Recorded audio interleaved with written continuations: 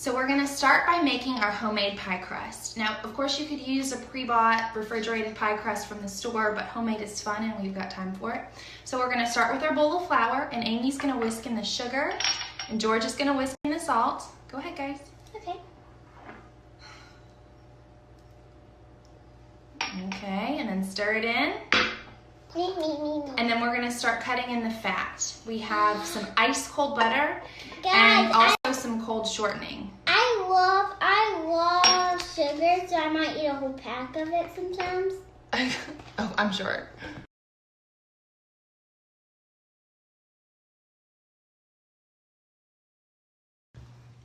The fat has all been worked into the dry ingredients, and so now we're slowly gonna start adding in some ice water. About 10 tablespoons usually does it. The key is to make sure it's super, super ice cold because we want the dough to stay as cold as possible too. So we brought the dough together into one big ball, and then we cut it in half because we're gonna only work with half of the dough at a time. And now on a floured surface with a floured rolling pin, we're just rolling it out until it's about 1/4 inch thick. Now there's a couple of options here for the Pop-Tarts. You can use a knife to cut equal size squares. You could use like a hand pie style folding. We're just gonna use a biscuit cutter to trim out a bunch of little rounds of dough. I want to do it.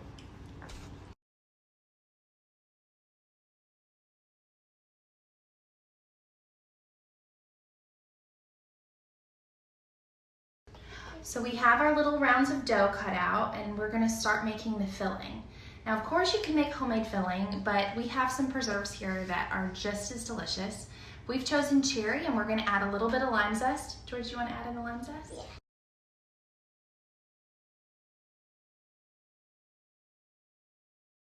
This part definitely tends to get a little messy, but it's also the most delicious part, so let them get in there. All right, I lied. This is actually the messiest part. So we're taking the tops, and each little jelly topped round of dough gets one plain top. And you can have your kids just kind of help set them on there. Way to go, George. Perfect. And then, grown-ups, go back around with a fork and crimp the edges. Don't push too hard, please. Go back with a fork and crimp the edges, and this is gonna help to make sure everything stays sealed.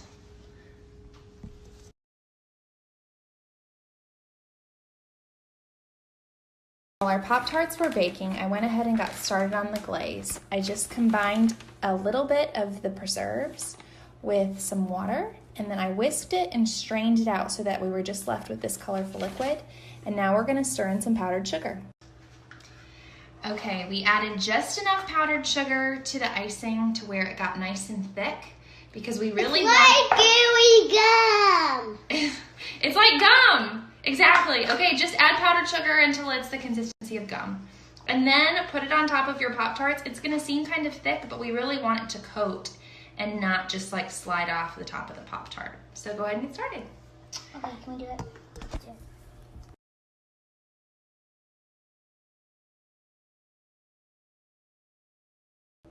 The finished product are these adorable little pastries that are just so tasty and delicious, and they feel more like a dessert item, but definitely passes breakfast, which is kind of what we all really are craving these days. So give them a try and let me know what you think.